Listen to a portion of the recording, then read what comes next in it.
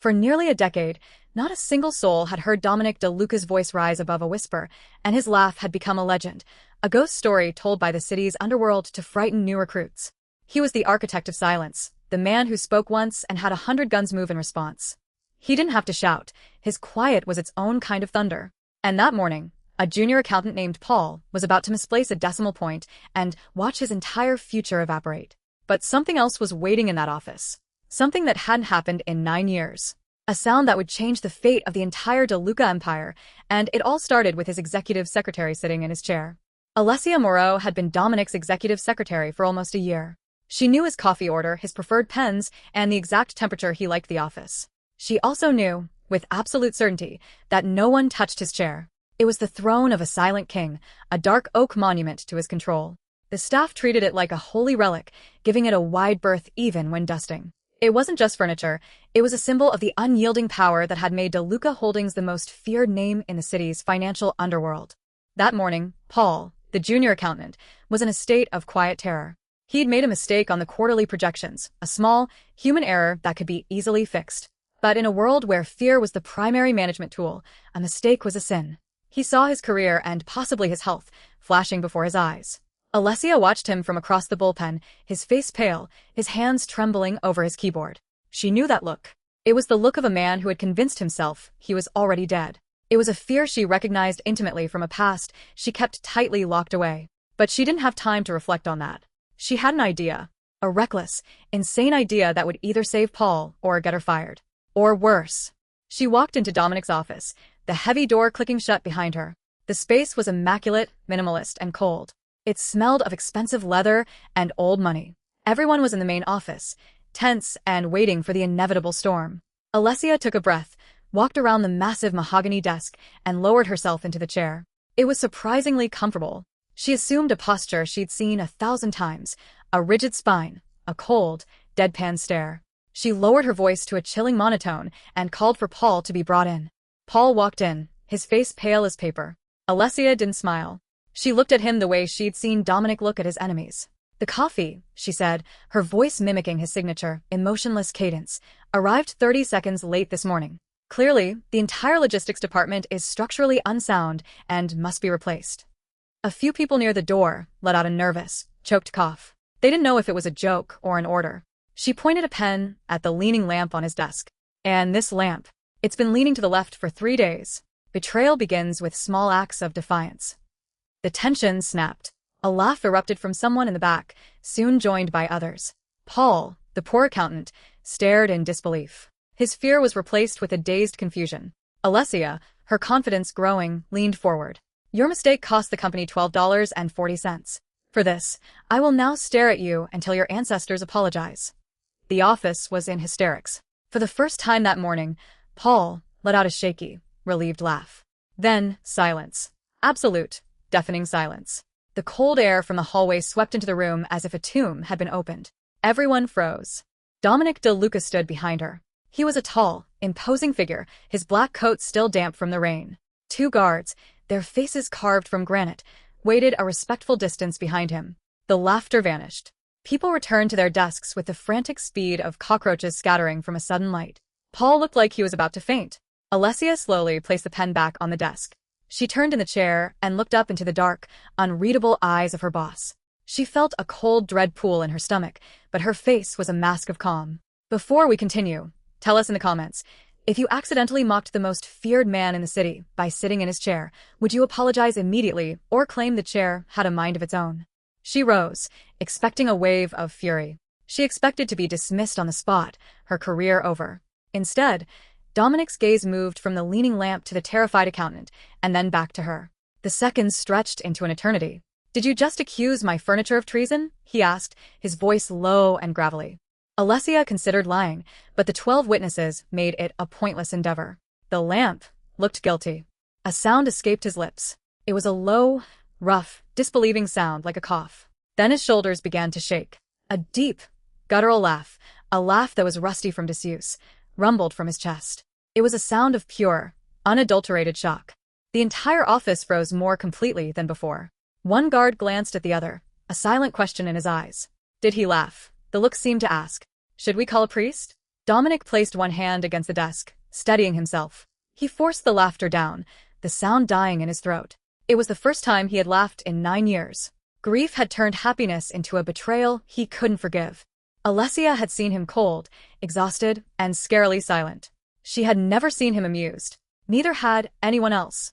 The humor vanished from his face almost immediately, replaced by something darker, guilt, perhaps, or a pain so profound it was a physical presence. He dismissed everyone with a single, sharp gesture. Then he told Alessia to follow him into the private office. The door clicked shut behind them, sealing them off from the rest of the terrified world. He stood near the window, watching the rain. He didn't look at her. "Why did you do that?" he asked, his voice flat. "Why did you sit in my chair?" She explained about Paul's mistake, about the panic she saw in his eyes. "He was terrified you were going to destroy his life," she said. "He needed a distraction. I provided one. By calling my lamp a traitor," he said, a hint of his earlier surprise flickering in his voice. "It was the most believable part of the performance," she replied. He almost smiled. Then, he stopped himself. She noticed the room was devoid of personal effects except for one silver frame on the windowsill. It showed a younger Dominic, smiling, beside a cheerful man who shared his dark eyes but none of his coldness. The man in the photo was the complete opposite of the man she knew. Dominic saw her looking. "My brother, Marco," he said. The name had a profound effect on the room. 9 years ago, Marco De Luca had been killed in an attack that was meant for Dominic. He was 28. He was loud, reckless, and the only person who could mock Dominic without consequence. He was the only person who ever made him laugh. And he had often sat in Dominic's chair, copying his voice, and declaring inanimate objects enemies of the state. Alessia's joke, it wasn't funny. It was familiar. She hadn't made him laugh. She had momentarily resurrected his brother. For one fleeting, painful second, Marco was back in the room. The atmosphere shifted. The joke wasn't a joke anymore. It was a key to a locked door. "I'm sorry," she said. She wasn't apologizing for the chair, or for the joke. She was apologizing for opening a door she didn't know existed. She apologized for the pain she had inadvertently caused. He told her about Marco, about how his brother had convinced him to switch cars minutes before the attack. He had laughed, convinced his brother was being paranoid. And then he got into the car meant for him. Since that night, laughter had felt like a sin. It felt like a betrayal of his brother's memory.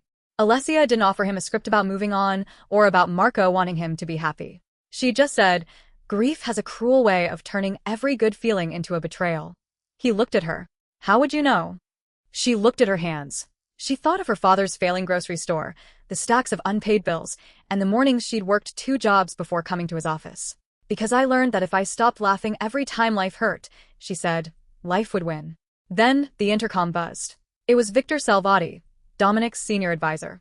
He announced that an emergency order had been sent to close one of the company's major warehouses and terminate 50 employees. Dominic turned sharply. He had authorized no such thing. Alessia opened her scheduling file. The document had Dominic's digital signature, his approval code, and notes from a meeting that had never happened. This wasn't a mistake. It was a pattern.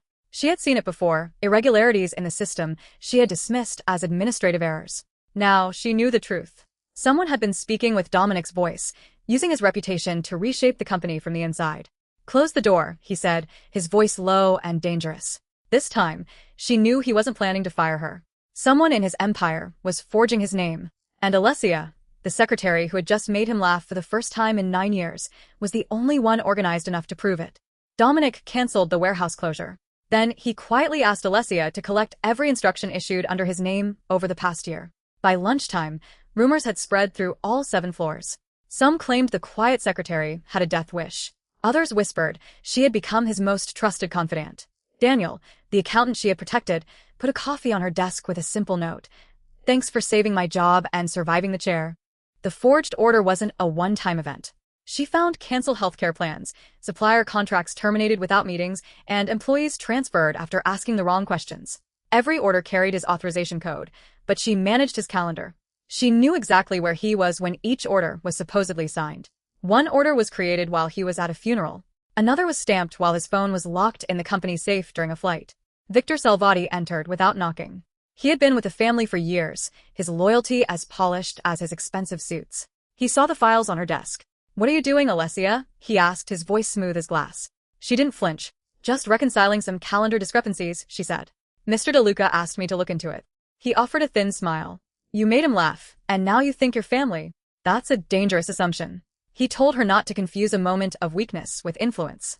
He warned her that Mr. DeLuca's grief had made him vulnerable to people who offered comfort at the wrong time. It was a veiled threat.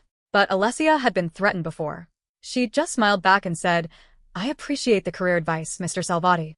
She wasn't his puppet. She wouldn't be his pawn. That afternoon, Dominic went to the warehouse himself. The manager was terrified. He explained that Victor's office had pressured him for months to switch to a specific trucking company. When he refused, the closure order appeared. Dominic implemented a new policy. No major orders could be processed without a secondary signature and a direct verbal confirmation from his office. Victor argued against it, claiming it would make him look weak.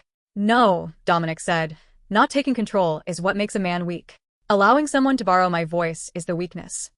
Alessia stayed late that night, cross-referencing approval times against Dominic's calendar. He brought her 2 cups of coffee. She eyed them suspiciously. "Did you make these?" "No," he replied. "Good," she said. "I'm not ready to die for company loyalty." He almost smiled. This time, he didn't completely stop himself. He talked about Marco. He said his brother used to mock his coffee, telling him that bitterness was a personality trait he should work on. "He was unbearable," Dominic said. "You miss him every day." The words hung in the air. For years, he'd only spoken of Marco in security meetings. Admitting he missed him felt like the hardest confession he'd ever made. She didn't lecture him. She just continued organizing her files. She told him about her father's grocery store, a small business that had run for 3 decades before it was crushed by big corporate competitors. She refused to ask him for help. "I didn't want to rescue," she said. "I just wanted a chance." He seemed to respect that. Near midnight, she found the source of the forgeries. All the suspect orders were created from the same IP address. It was Victor's terminal. She printed the access history and rushed to inform Dominic. His office was empty, but on his desk was a new document. A termination order. Effective immediately. Her name. Reason. Emotional manipulation of executive leadership. Victor stepped into the office. He saw the termination order and the evidence in her hands. "You should have stayed in your lane, Alessia," he said. She held her ground, clutching the papers to her chest. "I did," she said, raising the file. "That's where I found you." He was between her and the door.